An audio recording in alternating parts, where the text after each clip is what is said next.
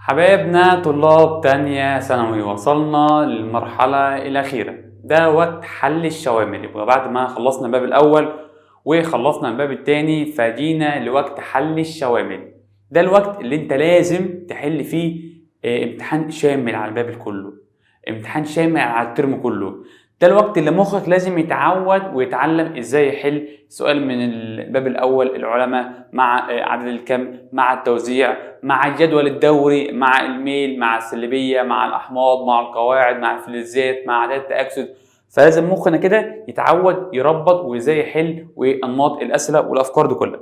فده وقت الحل اللي احنا لازم نحل ونكثف فيه حل كتير ان شاء الله. فنبدا مع بعض واحده واحده كده نحل. اول محافظه معانا في المذكر اللي معاك محافظه مين؟ القاهره. امتحان كويس، امتحان برضو حلو كده، فيه افكار حلوه، فان شاء الله حله واسمع الحل. اوعى تحل معايا، لا حل انت في الاول الامتحان بالكامل. انا مصور لك في المذكره حوالي ست امتحانات شاملين هحلهم لك كلهم، فابدا حل انت الشامل وبعد كده ابدا شوف عملت ايه وقفلت ولا لا. اول سؤال، يتفق كل من دالتون وتومسون الاثنين اتفقوا ان الذره مصمته. طب يعني ايه مصمته؟ يعني لا يوجد بها فراغات. يبقى الاثنين اتفقوا ان الذره لا يوجد بها فراغات، يعني مصمته مقفوله. ماشي. اتنين، العنصر الذي تركيبه الالكترون ده. اكتب عندك بعرف نوع العنصر، نوع العنصر من المستوى الفرعي الغير مكتمل. حلوه دي مهمه. يبقى بعرف ازاي نوع العنصر؟ بدور على المستوى الفرعي اللي مش مليان. بعرف نوع العنصر من اللي مش مليان. اللي مش مليان ده ممتلئ، اس مليان غلط، ده اف 14 ممتلئ. يبقى انا بعرف نوع العنصر من المستوى الفرعي اللي مش مليان. هنا 5 دي طالما قال لي دي يبقى ده اسمه نوع عنصر طالما دي يبقى انتقالي رئيسي. يبقى انتقالي مين؟ رئيسي. وكمان في السلسله الانتقاليه الثالثه، لان انا عندي 3 دي 4 دي 5 دي سلسله انتقاليه اولى ثانيه ثالثه، رئيسي في السلسله الانتقاليه الثالثه. طب مجموعته تعال نكمل مع بعض. طالما هو دي 3 مجموعه كام؟ 5 بي. عرفت له كل حاجه يبقى له انتقالي رئيسي.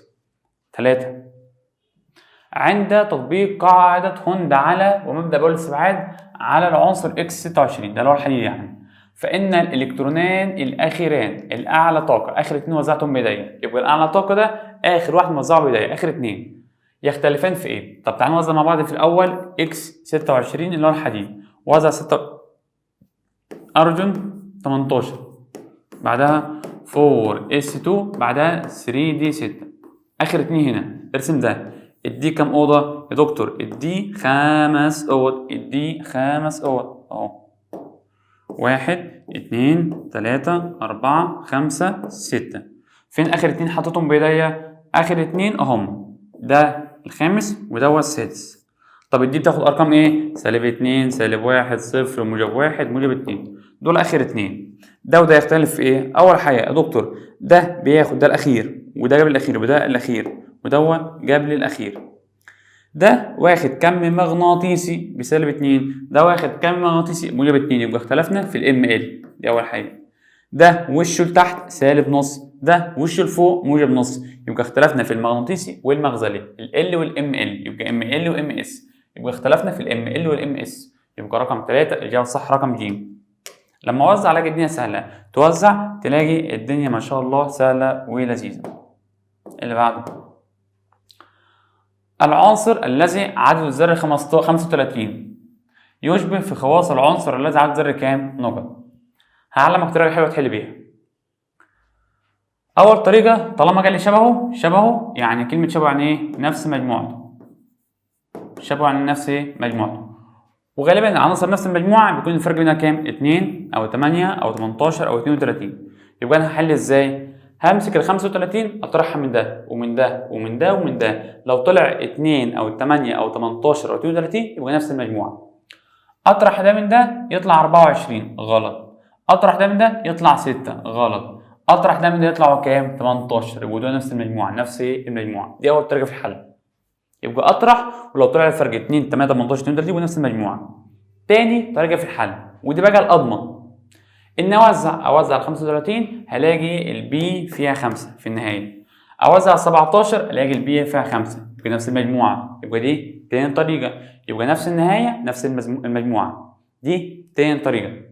تالت طريقة ودي بقى الأسرع، ودي عايزة واحد ذكي. بص بقى بحل ازاي. يا 35 انت عشان تستقر وتوصل تبقى غاز خامل عايز كام؟ واحد. عايز ابقى كريبتون 36 يبقى ال 35 عايز واحد عشان يبقى 36 يبقى مستقر. اشوف مين من دول برضه عايز واحد عشان يستقر. يا 11 هل ال 11 ده عايز يكتسب؟ لا والله ده عايز يفقد. غلط. ال 29 هو ال 29 ده النحاس اصلا، هل ده عايز واحد؟ والله ابدا ده لسه بعيد، ده انا عايز ابقى 36. يا 17 ال 17 عايز يبقى غاز خامل. مين اقرب غاز خامل ل 17؟ ارض 18 عايز ايه؟ واحد. يبقى ده يكتسب واحد وده برضه يكتسب ايه؟ واحد. يبقى الاثنين نفس المجموعه. يبقى كذا طريقه بالحل. طالما احنا الاثنين سالب واحد يبقى احنا الاثنين 7 ايه، يبقى احنا الاثنين نفس المجموعه. اللي بعده 5.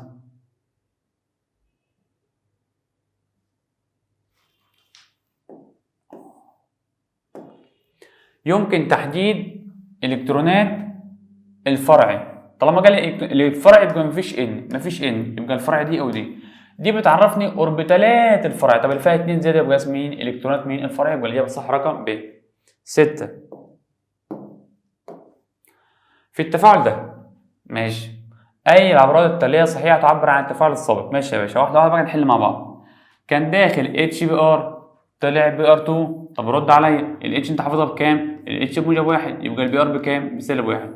يبقى البي ار كان داخل بسالب 1 طلع بي ار 2 لوحده. ايوه عنصر لوحده بصفر. من سالب 1 لصفر بالرياضه زاد ولا قل؟ الرقم زاد. طالما الرقم زاد بالرياضه من سالب 1 لصفر الرقم زاد يبقى عمليه ايه؟ اكسده. وطالما ده حصل له اكسده يبقى ده اسمه عامل ايه؟ عامل مختزل. يبقى الاتش باور عامل مختزل. الاتش باور عامل مختزل. انا عايز اجابه صح. يبقى الاتش باور يعتبر ايه؟ عامل مختزل. فعلا دي الاجابه الصح. يبقى الاتش باور عامل ايه؟ مختزل. ماشي. 7. قال للحصول على طيف المرئي يعني لازم ارجع للتاني. ماشي. لذره الهيدروجين الالكترون مسار في المستوى الثالث. طب الهيدروجين ده عدد ذري كام؟ 1. الهيدروجين ده عدد ذري 1 اهو. 1. انا كنت في الاول حصل لي اصرار للام اللي هو مين؟ التالت. يبقى انا كنت في الاول طلعت للتالت. تمام. انا عايز يرجع بقى للضوء المرئي، يرجع ويطلع ضوء مرئي يبقى ارجع للكام؟ للتاني. كنت في الاول طلعت للتالت فاكتسبت كم من 1 للتلاته؟ كم كبير. هرجع للتاني بس. طب يا دكتور هو انت عرفت ازاي انه هيرجع للتاني بس؟ ما هو جالي ضوء مرئي يبقى لازم ارجع للتاني. هرجع للتاني بس. هل هفقد نفس الكم ولا اكبر منه ولا اقل منه؟ انا هفقد. ايوه بس هفقد ايه؟ كم اقل من اللي اكتسبته. يبقى هفقد كم اقل منين؟ مما اكتسبه. يبقى الاجابه الصح رقم الف. يبقى انا كنت في الاول طلعت للتالت، كنت في الدور الاول طلعت للدور التالت فاكتسبت كم. طب من التالت للتاني هفقد ايه؟ هفقد كم اقل. ده 7. 8. عنصر اكس ينتهي تداول الالكتروني بمستوى الطاقه الفرعيه دي وتتوزع الكتروناته في 5 مستويات رئيسيه. العدد الرئيسي هو رقم الان. رقم ايه؟ الان. تعال نقعد بقى مع بعض.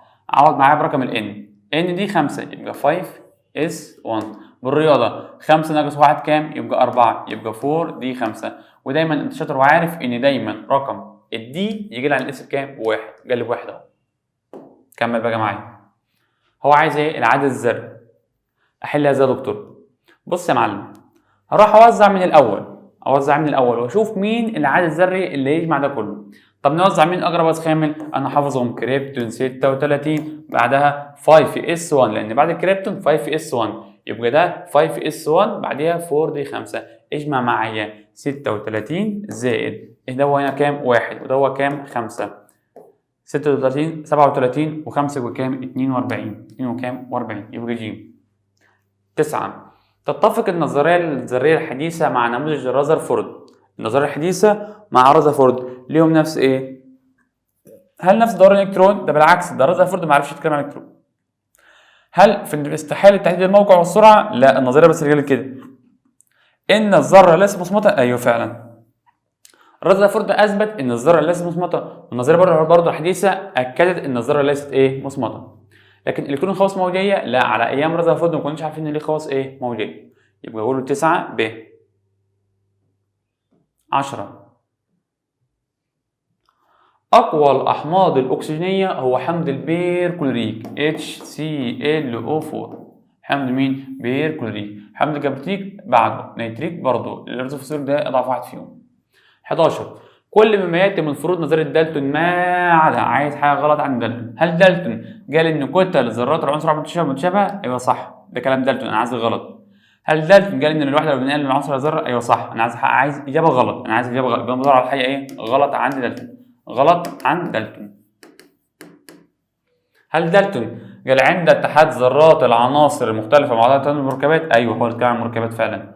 هل دالتون قال ان الالكترونات تساوي البروتونات؟ والله ابدا، ده على ايام دالتون ولا كان عارف الكترونات ولا بروتونات، ما كانش فيه الكلام ده كله، يبقى الوحيد الغلط ايه؟ رقم د. 11 او 12 عندما ينتقل الالكترون من مستوى الطاقه M ل N. واحده واحده كده، نمسح في الاول نكتب نقله جديد اهو. K L M N O B Q K L M N O B Q. ماشي، ركز بقى معايا. 1 2 3 4 5 6 7 زي الفل. عندما ينتقل من M إلى N، من M ل N طالع كده، يبقى اكتسب. ماشي، فانه يكتسب. ماشي، هو اللي فعلا يكتسبها صح. هل يكتسب طاقة أكبر من L و M؟ هل دي يا دكتور أكبر من L و M؟ أهو. هل دي اللي أنا عايزها دي أكبر من دي؟ لا والله، ده أنا كلما ابتعدنا الفرق بيقل، يبقى الفرق ده مش أكبر من ده بالعكس ده أقل منه، يبقى ألف غلط، مش أكبر من L M يا عم، ده L M حتة كبيرة. ب، هل الحتة دي أقل من QB؟ هل الحتة دي أقل من دي؟ لا، ده الحتة دي أكبر من دي، برضو ب غلط. طب ج، شوف طول ما أنا راسم هعرف أحله. ج، هل اكبر من او بي؟ هل الحته دي اكبر من او بي؟ ايوه فعلا الحته دي اكبر من او بي. يبقى ليه؟ لان كلما ابتعدنا الفرق بيقل، يبقى اكيد دي اقل من دي، يعني دي اكبر من دي، يبقى ام ان اكبر من او بي. يبقى الاجابه الصح رقم كام؟ اقول له رقم ج. يبقى 12 ايه؟ ج. اللي بعده.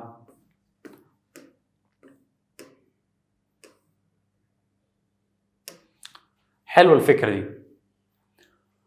عنصران اكس وواي يقعان في دوره ايه؟ واحده. نصف قطر الذري لهما على الترتيب. ده اكس وده واي. اول حاجه مين الاكبر؟ ايه ده او اكس ولا واي؟ ده 1 5 7 من 1000، ده 157 من 1000. ده واحد صحيح، يبقى ده رقم كبير، يبقى ده حجمه كبير، لكن ده حجمه صغير. شكرا، عرفت الاجابه. طالما انت حجمك كبير يا واي، يبقى انت يا حبيبي يا واي كده، يبقى انت عنصر فلز، يبقى تفقد. وطالما تفقد يبقى يحصل لك عمليه ايه؟ اكسده يا حبيبي. وطالما هيحصل لك اكسده يا حبيبي، يبقى انت ايه؟ عامل مختزل، يعني عامل ايه؟ مختزل. يبقى انا من معلومه واحده مديني عنصرين نفس الدوره، واحد كبير وواحد صغير. الكبير ده فلز يفقد اكسده، عامل مختزل. تعالى يا عينيا انت صغير، يبقى انت عنصر ايه؟ لا فلز، يبقى انت هتكتسب، يبقى انت هيحصل لك اختزال، يبقى انت عامل ايه؟ مؤكسد. اعمل ايه؟ اعمل مؤكسد طبعا. الف، هل اكس يحدث له اكسده؟ والله ابدا، ده اكس يحدث له اختزال، غلط، اسكت خالص. ب، هل اكس واي اكسده؟ غلط، اكس واي اختزال، غلط. هل د، اكس يحدث له اختزال؟ ايوه فعلا اكس اختزال اهو. هل واي اكسده؟ ايوه فعلا واي اكسده. يبقى معلومه واحده اقدر اعرف كل اللي انت عايز تعرف، طول ما انت مذاكر ومربط تعرف تحل. 14 عند غياب المجال المغناطيسي عن انبوبه الكاثود فان شده الكاثود. المجال المغناطيسي كان بيخليها ينحرف. طب لو مفيش مجال مغناطيسي تمشي في خط ايه؟ مستقيم، طوالي في خط مستقيم، يبقى تسير في خطوط مستقيمه. 15 اي مما ياتي يمثل اعداد كامله للعنصر ذره. العنصر ممثل يعني اس وبي، تمام؟ يعني عينك على ال، يعني ال هنا بصفر وهنا ال بواحد. هنا ال باتنين ده ودي انتقال الرئيسي اشطب عليه. هنا ال بصفر يمشي، هنا ال بواحد بي يمشي، هنا ال بتلاتة ده اف ده انتقال داخلي اشطب عليه، يبقى الف غلط لان دي انتقال رئيسي، ودوت غلط لان ال بتلاتة يبقى ده اف انتقال داخلي، يبقى ده انتقال رئيسي وده انتقال داخلي. انا عايز ممثل، ما الاثنين دول ينفع دكتور. طب واحده واحده. ان بواحد يبقى واحد، ال بصفر يبقى اس، سالب نص يبقى وشه تحت. هو ال1 اس 2 ال1 اس 2 ده دكتور كان ممثل؟ والله ابدا يا غبي يا حبيبي، ده ال1 اس 2 كان الهيليوم، والهيليوم ده غاز ايه؟ خامل، يبقى دي غلط برضو. فالوحيد الصح رقم كام؟ رقم د. اقوى الفلزات في المجموعه الاولى يقع في الدوره الكام؟ هو اقوى الفلزات فوق ولا تحت؟ افكر، كل ما انزل لتحت الحجم بيزيد. كان اقوى الفلزات مكانه فين؟ تحت، يبقى اقوى الفلزات في الدوره ايه؟ في الدوره السادسه اللي هو السيزيوم، يبقى اقوى الفلزات تحت لكن اقوى الفلزات فوق، يبقى اقوى الفلزات تحت لكن اقوى الفلزات فوق. 17 مدينا عناصر A B C A S1 ده 1A، ده هو B5 7A، ده هو برضو ايه 7A B5. ماشي. بيتكلم عن الصفة الحمضية HC و HY، وده أحماض دي أحماض. ماشي. واحدة واحدة بقى. ده الدورة الثالثة وده الدورة الرابعة. خدنا الأحماض اللي الهيدروجينية اللي هو HF HBr HI فلور كلور بالترتيب اهو HCl HBr و HI. حد فاكر شاطر كده يقول لي كان مين اقوى الاحماض؟ اللي تحت. يبقى اقوى الاحماض كان اللي تحت. يبقى مين يعمل اتش حمض اقوى؟ الاتش مع البي ولا الاتش سي؟ يا دكتور انت قلت لي ان اقوى الاحماض كان تحت، يبقى هنا الدوره الرابعه، يبقى ده حمض اقوى، يبقى اتش سي اقوى الاحماض. اتش سي اقوى الاحماض. الف، هل اتش سي اكثر حمضيه؟ صح ايوه. وهل ايه ده اكبر من سكوت؟ ايوه صح، لان الاي ده مجموعه 1 اي وال1 كان حجمها كبير، يبقى ال1 اي حجمها كبير لكن ال7 اي حجمها صغير. ال1 اي فلز، ده فلز فكان حجمه كبير، لكن دول ايه؟ لا فلزات حجمهم صغير. يبقى ال1 اي اكبر فلز صح، اكبر نسبه قطر، ولكن الاتش سي ده اقوى صفه حمضيه، يبقى الاجابه رقم الف صح. تختلف اوربيتالات المستوى الفرعي الواحد. اوربيتالات نفس المستوى الفرعي تختلف في حاجتين يا دكتور، في الكم المغناطيسي والاتجاه الفراغي. يبقى الكم مين؟ المغناطيسي. يبقى تختلف اوربيتالات المستوى الفرعي فين؟ في الكم المغناطيسي، لان كل اوضه ليها رقم غير التاني. 19 عدد تأكسد الكلور. نحل مع بعض يا باشا، انا شاطر في الكلام ده كلام رياضه. HClO4. السؤال بيقول ايه؟ عدد تأكسد مين؟ الكلور، يبقى انا عايز الكلور. اول ما اعرف المجهول الباقي بعوض عنه، وده مركب هيساوي بكام؟ بالصفر. بالرياضه عوض معايا، انا حافظ الاتش بكام؟ الاتش موجب 1، حافظ الاو بكام؟ الاو سالب 2 في 4 بسالب 8، ده كله بيساوي كام؟ 0. بالرياضه يا شباب تحل مع بعض بالرياضه. 1 وسالب 8 يبقى سالب كام؟ 7. سالب 7 تروح بعكس الاشاره يبقى س بكام؟ بموجب 7. يبقى الكلور بموجب 7، كلور بكام؟ موجب 7. وده اللي يطبق كلامنا دايما، اي عنصر جنب الاو لازم موجب، اي عنصر جنب الاو لازم موجب. معايا طبعا الفلور. اللي بعده 20 طول الرابطه في جزيء سي بي ار، سي رابطه بي ار، الرابطه دي مديها لي بكام؟ بالرقم ده. رد عليا، مساله طول رابطه ينفع اقسم على 2؟ والله ما ينفعش. ليه ما ينفعش؟ عشان دي ذرات مختلفه. طب كمل معايا. فان طول الرابطه في جزيء سي اف، سي رابطه اف، انا عايز السي اف. طب تعال نشوف البيانات. مديني اف ربط اف بالرقم ده، ينفع اقسم على 2؟ ايوه، عشان اف واف. اقسم ده على 2 تطلع الاف الواحده 50 تطلع ب 64، يبقى نص الاف بكام؟ ب 64. ده نق الاف. طب مديني بي ار رابطه بي ار بالرقم ده، ينفع اقسم على 2؟ ايوه، بي ار رابطه بي ار، يطلع نق البي ار بكام؟ اقسم ده على 2 يطلع بكام؟ 1 و14. يبقى على نص مع نص بي ار ونص اف. هو عايز ايه؟ نص اف ونص سي. نص اف ونص سي سهله يا باشا. نص الاف معايا، الاف فين الاف؟ اهو نق الاف معايا، نق الاف بكام؟ ب 64. ماشي، يبقى معايا نص الاف. طب السي مش معايا السي بس معايا البي ار، ما انا لو معايا البي ار اهي الحته دي، البي ار بكام؟ بواحد علامه 1 4. طب معايا الحته دي كلها بواحد علامه 9 1، ومعايا نص البي ار بالرقم ده، اقدر اجيب السي؟ ايوه اعمل اجيب السي عادي، اروح اطرح رقمين من بعض، يبقى اروح على الاله اطرح رقمين من بعض، اطرح 90 ناقص 14 تطلع تقريبا كده 76. 76 يبقى 77، يبقى نص السي بكام؟ 77. نص السي تقريبا بكام؟ 77. يبقى السي معايا ب 7 وكام؟ و70. طبعا هعمل على الاله، بلاش اشغل دماغي زي ما انا عملت كده. اجمع دول كده مع بعض، طول الرابطه في السي اف اقول له 77% زائد 74% تطلع معايا بجيم. تطلع معايا تقريبا ايه؟ بجيم. 6 و7 فعلا كده، 7 و7 140. الله ينور، تطلع ايه؟ جيم. تاني عملنا ايه؟ اف اقسم على 2، بي ار اقسم على 2، طلعت نص الاف ونص البي ار. هو عايز نص الاف مباشره اهي، حطيت الرقم.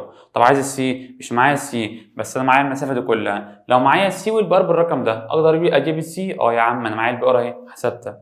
اطرح ده من ده يطلع نص السي، اجمع نص السي على الاله، نص السي زائد نص الاف يطلع معايا يبقى رقم كام؟ ي.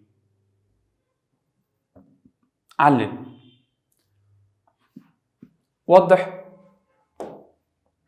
مقال بقى. هنشوف الاسئله المقاليه عامله ازاي. وضح التوزيع الالكتروني تبعا لاقرب غاز خام لعنصر ممثل، شكرا، يقع في الدوره الرابعه، شكرا. الدوره الرابعه يعني 4، ماشي. والمجموعه 5A، 5A يعني البي شايله كام؟ 3 بس، شكرا كده. يبقى الدوره الرابعه يبقى 4، دوره رابعه يبقى 4، خلاص. 5A يعني البي شايله كام؟ 3، البي شايله 3 بس كده. يبقى لو معايا رقم الاي اعرف البي.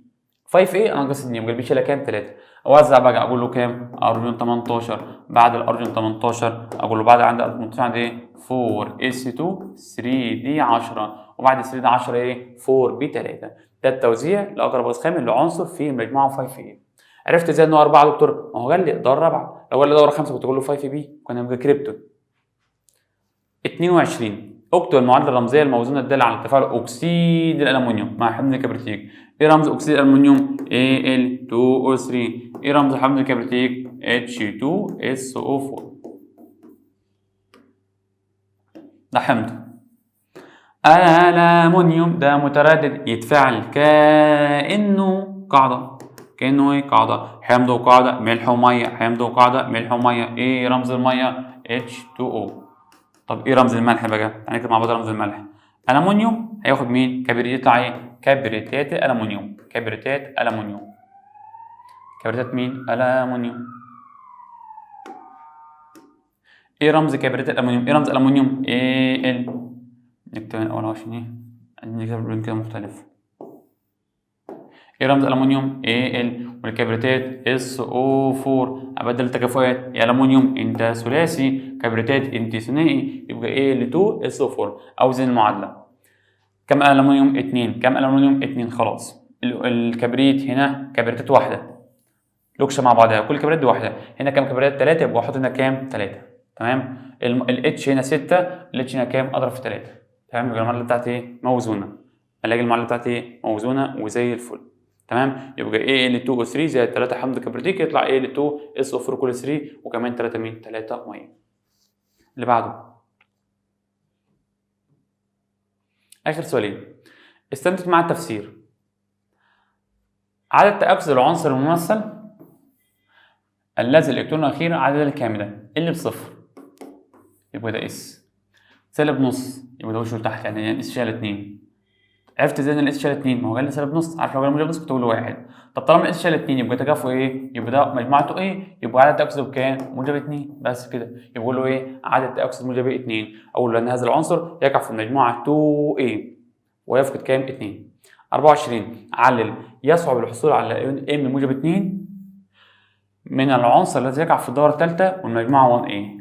مين بقى 1A؟